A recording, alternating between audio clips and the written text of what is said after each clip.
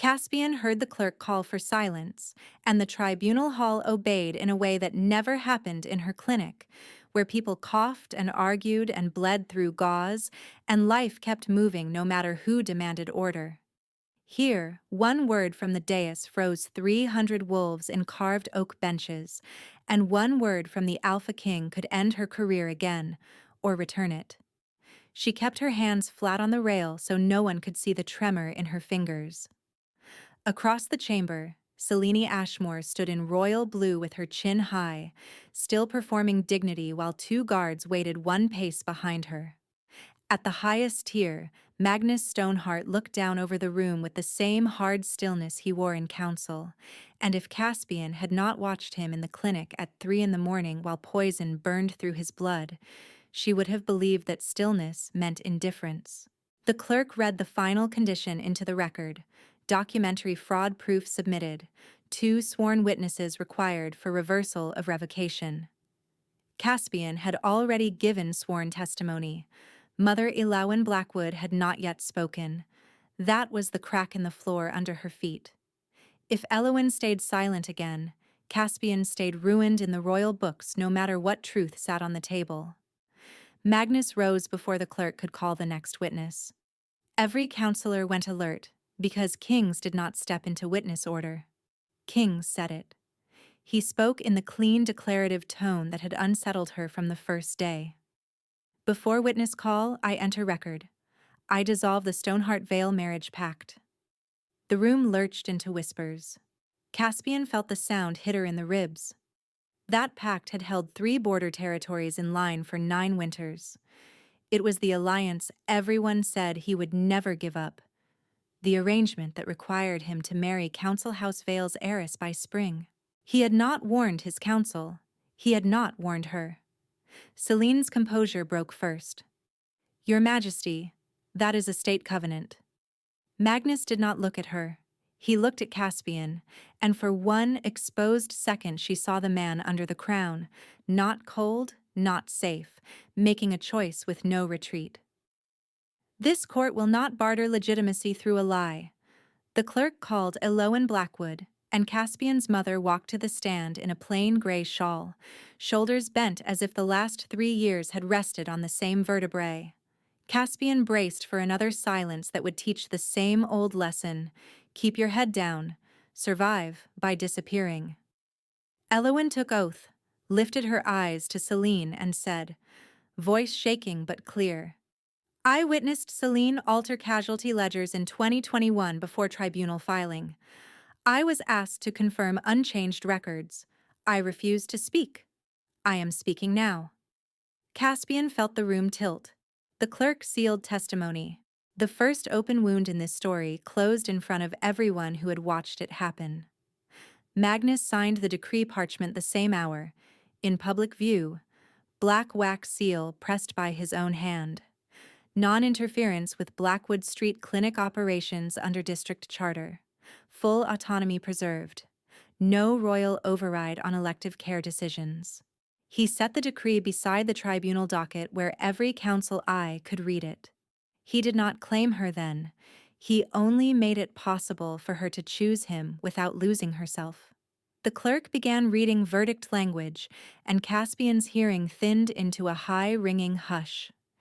She watched Magnus return to his seat, and memory pulled hard, dragging her back through the 7 days that had brought them here, back to the night she refused the Alpha King and thought that refusal would end her. 3 years earlier, in 2021, Caspian Blackwood had stood in this same hall in apprentice white with blood under her nails from a flood casualty shift, and she had accused her training partner of altering triage records to move low-rank casualties off urgent lists. Selene had smiled through the accusation, called it emotional fatigue, and produced ledgers that looked clean because she had cleaned them. The tribunal revoked Caspian's palace credential before sunset. Elowen sat in the witness benches and did not stand. The order held for a revocation period of 3 years. Caspian was 21 then, and by the time she turned 24, the year had become winter 2024, and she still woke some nights with the smell of tribunal ink in her throat. She survived by building a smaller world she could govern honestly. In 2022, she opened Blackwood Street Clinic under a district license on the edge of the market quarter, where low-rank wolves came because Palace Care turned them away when coin ran out. The building had 6 treatment beds, 1 surgical room, and 1 narrow waiting area with cracked blue tile and a stove that smoked when the wind shifted. Her brother Darian took night orderly shifts between delivery jobs and slept on a cot in storage more often than he admitted. Caspian learned every hinge in that building by sound, and every sound meant something.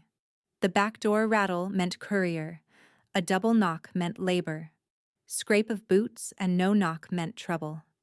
The district charter gave her one line of protection she guarded like bone. Elective care could be refused at clinician discretion. Emergency stabilization remained mandatory within a 25 miles response radius. That line had let her refuse gang enforcers, council sons, and one cousin who thought family blood entitled him to skip Q. She enforced Q as if fairness were medicine. Sometimes it was. By Treaty Week in winter 2024, 7 days when rival packs came into the capital to sign trade and border terms, her waiting room filled with laborers hauling council luggage and guards bruised from drunken brawls no one reported upstairs. Palace healers ran short. Rumors ran faster. On the 4th night of Treaty Week, snow fell in hard, dry sheets, and Darian was changing dressings on bed 2 when the royal courier hammered the front door with the bronze crest baton. Caspian opened it and saw Bran Cade, Magnus's beta commander, helmet white with frost. The king requests you at Stoneheart Hall. Immediate. Requests. Royal language bent itself around command when it wanted compliance with less paperwork. Caspian felt old tribunal heat crawl up her neck. Condition? Poison exposure, mixed silver aconite. Palace team asks your hand.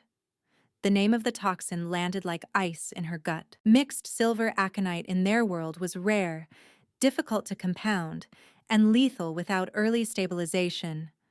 Setting canon in every healer's training manual listed the same constraint. Stabilization window 8 hours from onset before organ cascade became hard to reverse. She could have gone immediately. She knew that. She also knew what it meant to walk back into palace medicine under Seleni's oversight without independent records. The same room that had revoked her could absorb her skill and erase her again if the case went wrong. She kept her voice even. Under district charter, elective royal summons is refused. If your king enters my district in emergency status, I stabilize. If he remains in palace jurisdiction, palace team leads. Bran stared at her as if she had spoken in broken grammar. You are refusing the Alpha King. I am refusing uncontrolled conditions. Darian stepped into the hall behind her, tension in his jaw. Bran looked past her to him, then back. He asked for you by name. That sentence struck where she hated to be struck, in the place that still wanted to matter to institutions that had taught her she did not. She closed the door gently, not dramatically, because this was still triage night and she had 3 fevers waiting. She told herself she had protected the clinic, protected her oath, protected patients who could not survive if she disappeared into royal politics. Her hands still shook when she tied the next knot. 2 hours later, the waiting room bell rang once, not courier hard, just once. Darian looked through the frosted pane and swore softly. Magnus Stoneheart stood outside with no escort line, only Bran at his shoulder and one scribe carrying a document case. Snow had settled in his dark hair and melted in his collar fur. Even under poison strain, he occupied space the way storms occupy sky, without effort, without apology. Caspian felt that old instinct to take one step back. She did not move. Magnus entered, removed gloves with deliberate economy, and handed the scribe's document to the front desk. Waiver. Darian read aloud because his disbelief needed witnesses. Royal precedents waived in writing, entry as district patient, Q order accepted. The civic rule was real, old, and rarely invoked, Even the king may enter district care as a patient if he waives precedence in writing. Caspian had never expected to see it used. He took a chair in the waiting area between a fishmonger with a crushed thumb and a teacher with a child asleep on her shoulder. No one spoke for several breaths.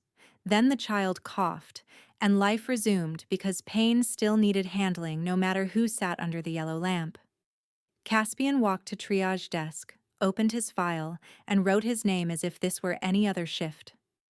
She assessed him in order when his turn arrived, not before. Pupils reactive, pulse irregular, silvering at the nail beds, fine tremor in flexors, early respiratory strain. Onset estimate 5 hours prior from Brand's timeline, leaving 3 hours inside the 8 hours stabilization window. Palace had delayed by arguing jurisdiction while poison advanced. Anger sharpened her focus. She set IV, activated charcoal suspension with binding salts, aconite antagonist infusion, respiratory support protocol.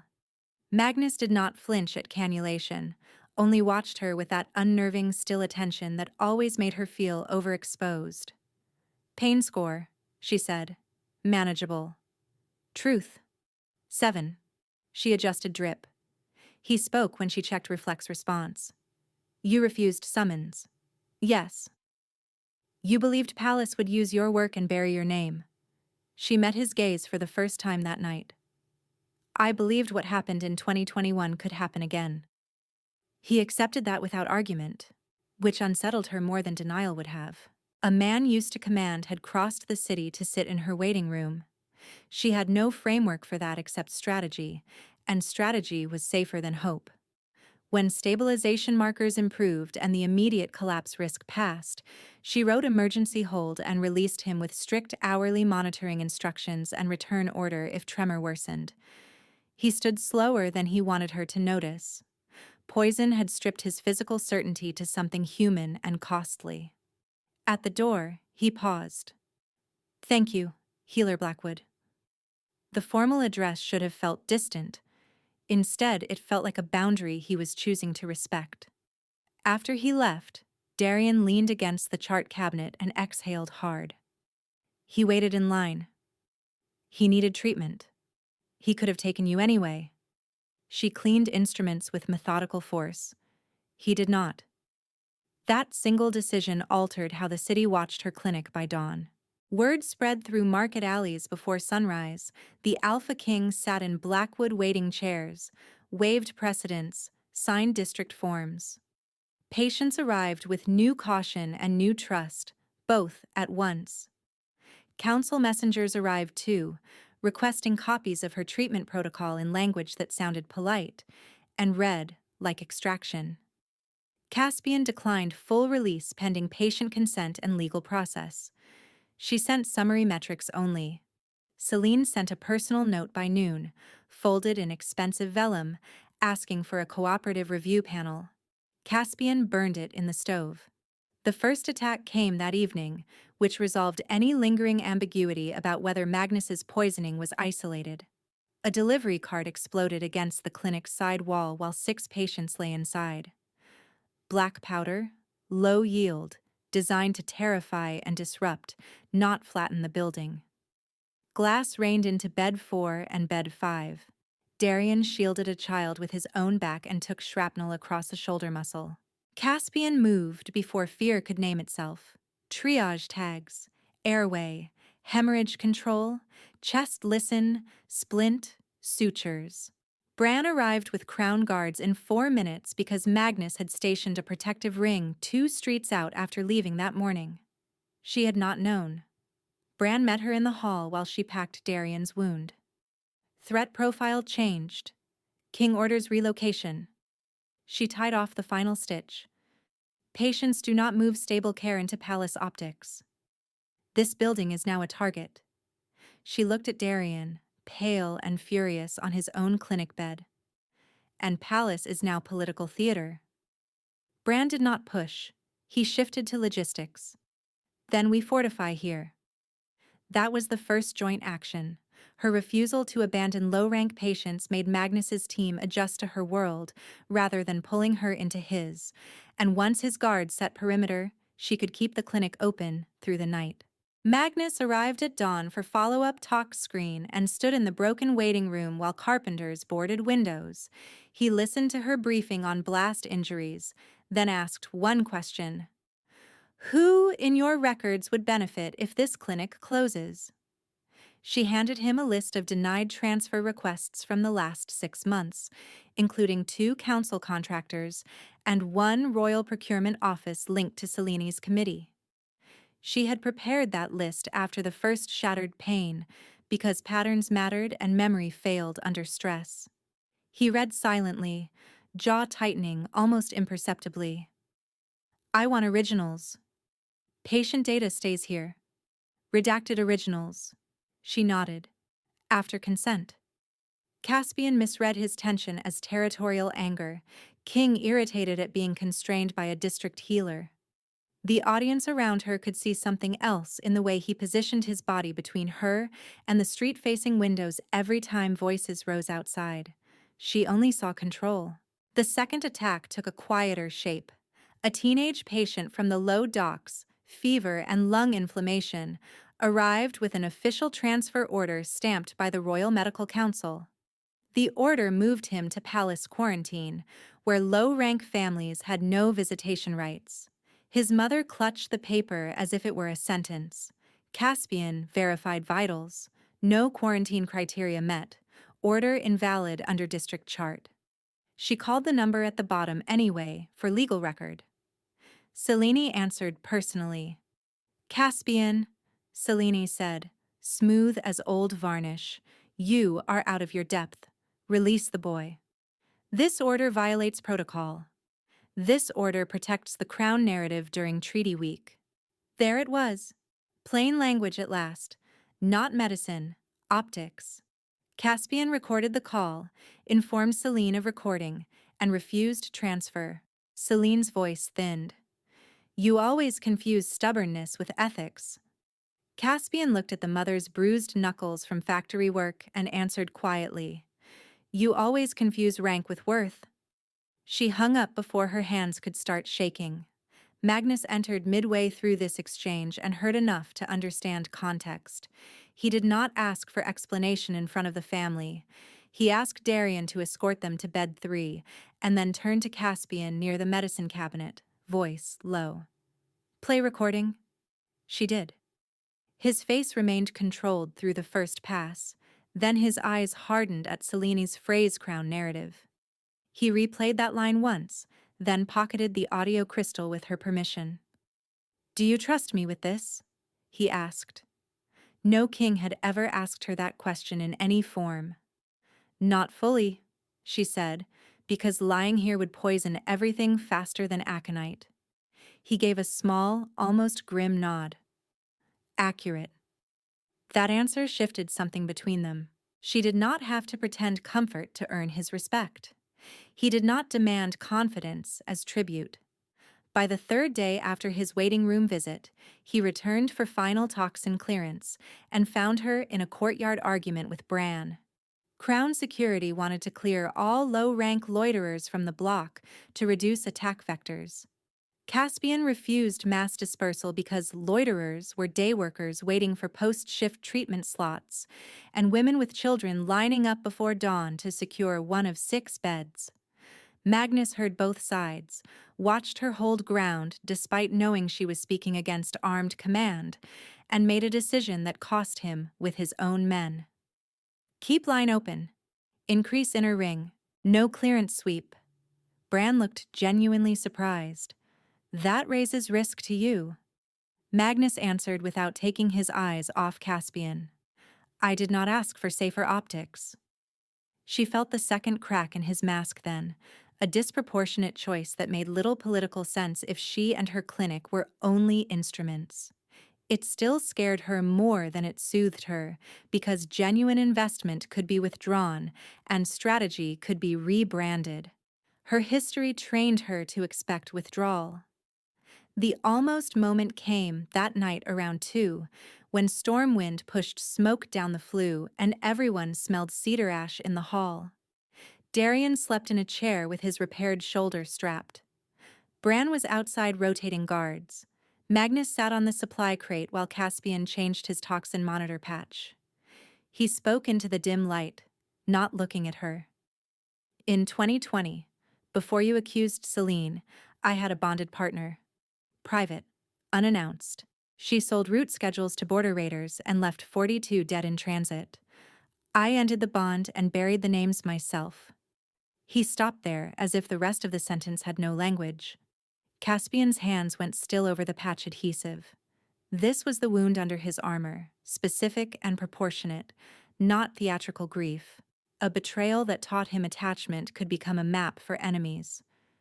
She wanted to say something careful. What came out was honest. You built a world where no one could get close enough to use you again. Yes. And now you are in my hallway at 2 in the morning. His mouth shifted, almost a smile, gone quickly. I am making poor, strategic choices.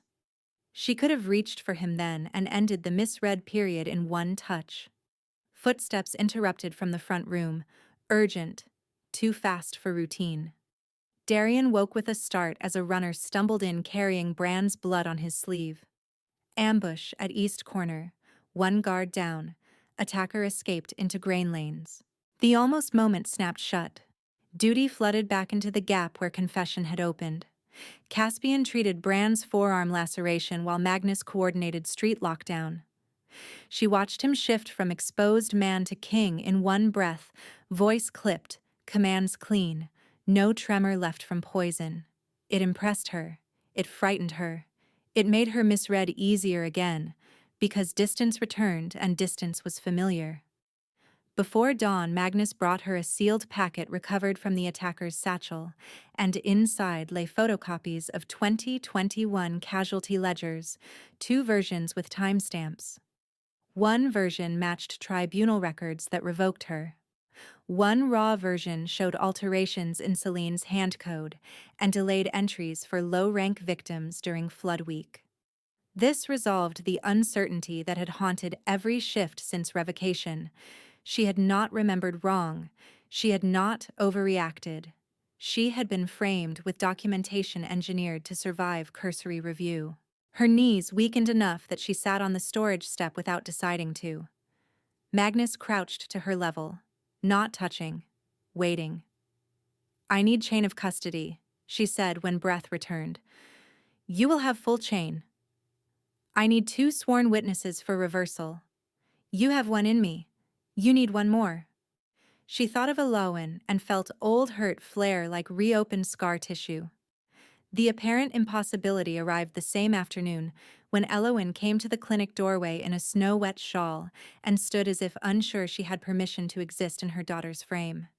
Caspian nearly sent her away. 3 years of silence had calcified into a simple rule. Absence speaks louder than apology. Elowen held out a folded paper. Summons to final hearing. Celine named you unstable then. I signed attendance and sat silent. I thought staying out kept family safe. Caspian's laugh came sharp and joyless. Safe for who? Elowen's eyes filled and stayed steady. Not you. I know. Darian watched from the corridor, caught between them, protective reflex pulling one way and grief the other. He had kept contact with Elowen in secret to pay her rent when work dried up. Caspian learned that in the same minute she learned her mother might testify now. The betrayal layered itself, familiar and fresh. She told Elowen to leave the paper and go. Door shut. Breathing hard. Heart nowhere useful. This was the point where easier stories make the heroine collapse into rescue. Caspian did the opposite. She called district legal aid, requested witness prep forms, and scheduled her own sworn statement for first slot at tribunal. Specific hesitation resolved, she had spent 3 years avoiding public judgment after revocation, and by booking testimony herself, she made public challenge possible regardless of family outcome. Magnus found her at the desk drafting statement at midnight. "You can postpone," he said. "If I postpone now, Selene keeps writing history." He watched her for a long moment, then placed another document beside her notes. Council House Vale demanded confirmation of spring marriage pact by dawn, or treaty support would collapse in 2 border sectors. He had 20 signatures depending on his answer. She looked up. "What are you asking me?" "I am showing you cost before I choose." She understood then that his interest had moved past deniable care. He was letting her see the price tag before presenting the gift, because he had learned from betrayal and refused to trap her in obligations disguised as romance. He left without asking for her response. At sunrise, he entered council chamber and dissolved the pact in open session, exactly as she would later hear in tribunal. Bran warned him privately that 3 regional alphas might challenge succession confidence. Magnus signed anyway. This was his costly choice, specific and concrete. He chose her credibility over an alliance that stabilized his political map. He chose uncertainty in governance over certainty built on corruption. From Magnus's perspective, brief and rare in this story, the decision felt less like sacrifice and more like alignment. He had ruled 8 years by minimizing vulnerabilities after 2020's betrayal. Caspian's refusal, her cue, her insistence on protocol in front of his crown, had shown him a different calculus. Authority that could not endure accountability was already decaying. Protecting her clinic and naming her publicly became the only coherent way to lead the world he claimed to govern. The final hearing returned everything to the room where it had broken. Caspian entered with Darian on one side and Bran on the other, an unplanned tableau that made social hierarchy whisper in all directions. Low-rank healer flanked by Crown Command. Selene sat already at defense table with legal counsel and the same controlled expression she wore during training competitions when she expected to win. Caspian gave sworn testimony first. She described 2021 flood triage, timestamps, patient transfers, and the moment she saw ledger lines altered post-shift. She did not embellish because specific facts carried more weight than outrage. Selene's counsel pressed her revocation as proof of unreliability. Caspian answered with records from her clinic in 2022 through 2024. Consistent outcomes, audit compliance, district commendation within 25 miles, emergency response radius for maintaining service through winter storms. Competence had receipts. Magnus testified second. He submitted poisoning timeline, toxicology reports, and audio crystal of Selene's call, demanding transfer for narrative control. Council murmurs sharpened into alarm. Selene's legal defense shifted to containment strategy, admitting communication tone while denying poisoning involvement. Then came Elowen. She stood straighter than before. She named herself witness to 2021 pre-filing ledger review and identified Selene's instruction to sign off unchanged entries. She admitted her own silence as failure, not confusion. The room felt different after those words, not softer, simply honest in a way institutions resist. Second witness requirement met. Documentary proof met. Reversal criteria satisfied within the simplified tribunal rule. The clerk read findings, and Selene's mask finally broke on the line connecting her to procurement payments from the same account that funded the Silver Aconite compounder and the courier who dosed Magnus during Treaty Week. Selene Ashmore had ordered the poisoning to control treaty optics through a weakened king. Guards stepped in. Selena looked at Caspian once with naked fury. "You always needed an audience," Caspian answered quietly. "I needed a record that could not be erased." Selene Ashmore was stripped of office and departed in custody before dusk. The woman who had trained beside Caspian and learned every weakness in her posture became the antagonist with a name, face, and relationship. Then left the story through the door of accountability she had spent years locking. Reinstatement order followed immediately, palace credential restored, censure rescinded. The clerk handed Caspian the stamped document. She held it and felt almost nothing at first, because survival mode does not trust abrupt safety. Darian cried before she did. He tried to hide it and failed. She grabbed his sleeve and pulled him into a one-armed hug, careful of his healing shoulder. Magnus waited until the hallway thinned. No fanfare, no kneeling theatrics designed for rumor mills. He handed her one final parchment, already signed and sealed, the non-interference decree she had seen drafted, now ratified by Crown and Council despite objections. Your clinic remains autonomous under district charter. Elective refusals remain yours. Emergency duty remains yours. No royal commandeering. She read every line twice. Why would Council accept this after losing Vale Pact? They did not accept. They were overruled.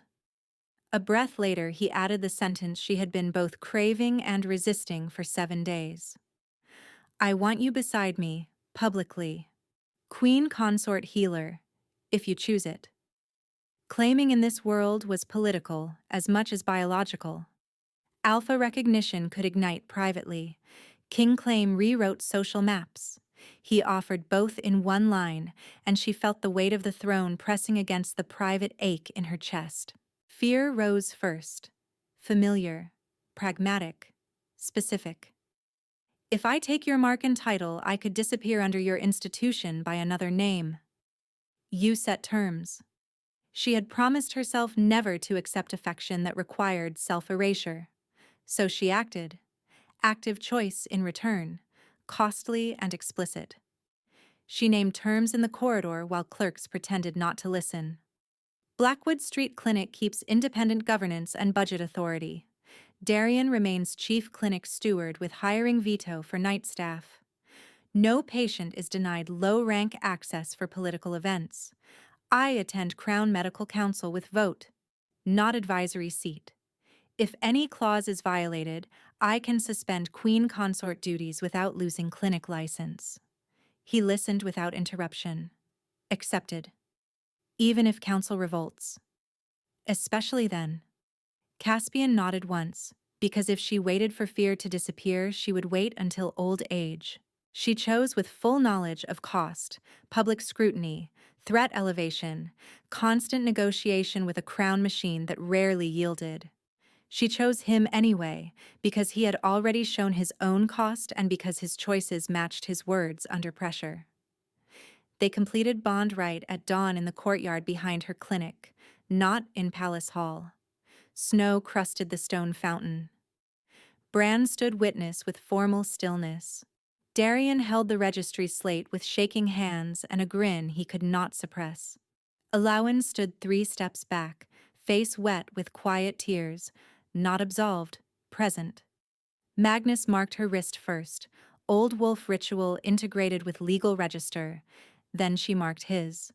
No fireworks, no choir, only winter air and the sound of market carts starting up beyond the alley. Weeks passed into early 2025, and the story did what fulfilled stories must do. It showed changed daily life, not only one dramatic kiss and fade to black. Blackwood Street Clinic added 2 trainees from low-rank districts through a Crown Scholarship Caspian designed with audit transparency, so no Celine could reroute slots quietly. The 6 beds remained 6 because expansion would have required moving location, and she refused to leave the community that built her. Darian took chief clinic steward role seriously, inventory ledgers color-coded, security rota integrated with Bran's outer ring on high-risk nights. He and Caspian argued more softly now. Secrets had nearly split them. Honesty rebuilt them. Alawan volunteered twice a week in Records Archive, scanning old case files and learning to meet her daughter's eyes without apology speeches. Partial repair was what they could offer each other truthfully. Caspian accepted that.